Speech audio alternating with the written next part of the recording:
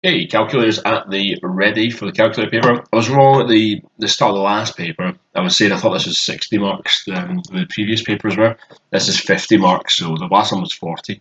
So it's slightly more weighted in favour of this paper, but not as much as has been in the past. So I'm actually not sure what they're doing for this year. But point is, you'll still get slightly more marks in this paper, so it's a good one to practice, but not just as much as it was, I don't think. So anyway, as is tradition, nice easy questions to get us going. We've got an expand brackets and a percentage question. So the more you do these, you should start to see the similarities of even the order of the questions. The tougher questions pop up at the end, and these questions very often at the beginning.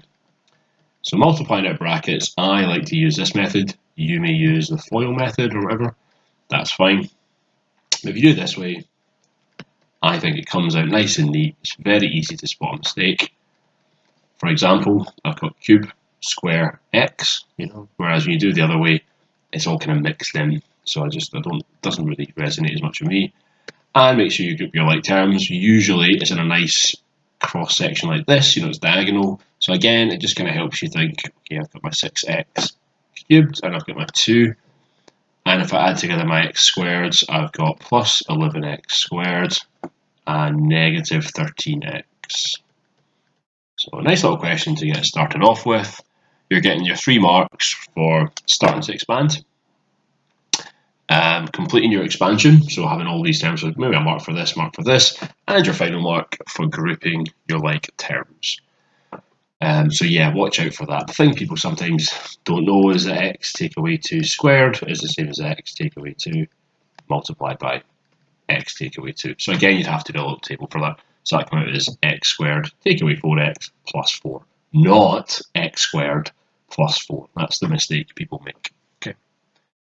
This one, we've got, looks like a compound interest question, doesn't it? Because I can see an amount, I can see a percentage each year, and I can see a time scale. And don't forget to the nearest £1,000 as well. So for this, you're always wanting to write your equation down. So you've got your amount, and you're going to multiply that by your decimal multiplier, which is 1 plus or minus your percent over 100 to the power of the time. Now the amount, 215, that's fine. Your decimal multiplier, if you put that in your calculator, that's going to come out as 1.03. But you could just type that into your calculator, 1 plus increase, plus 3 over 100. But it's going to come out as this. Some people go straight to this line. It's up to you. And for your time, okay, 2021, 2022, 2023, 2024, and 2025. So at the end of 2021 it was that. What will be at the end of 25? So at the end of 21, so I'm going 1 year, 2 year, 3 year, 4 years. So done. So that's going to come out as, get that in your calculator, 215123 times 1.03 to the power of 4.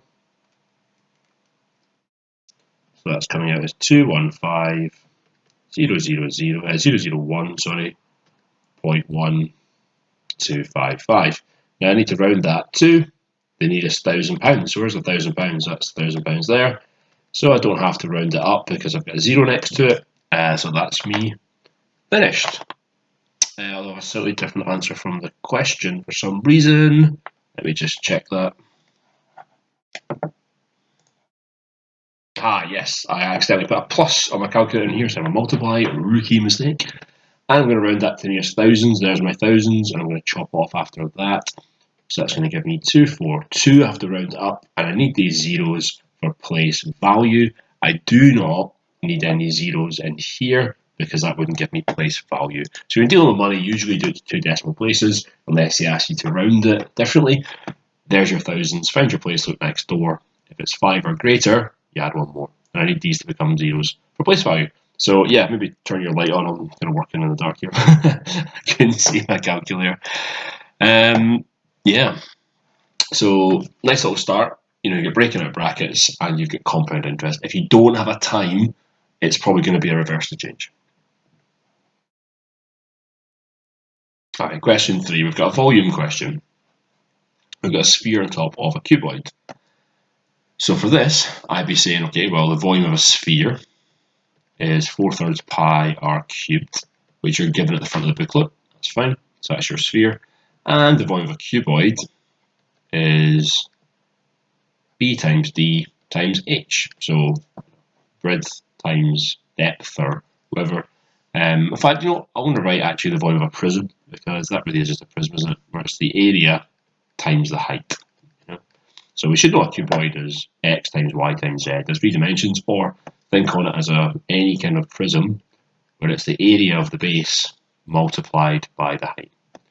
So from a sphere, I've got 4/3 pi times, and the radius of the sphere is from the centre to one of the edges, so that's going to be 0.2 cubed, isn't it?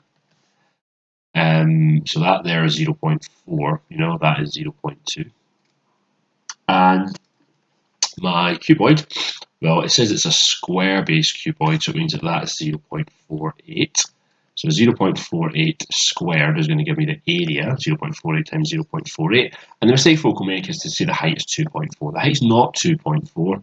The height is 2. The whole thing is 2.4. So 2.4, take away the 0.4, is going to give me 2. So if I do that on my calculator, I'm going to get 4/3, so 4 times pi times 0.2 cubed divided by 3, 0.0335, and 0.48 squared times 2, 0.4608. So add them together, my total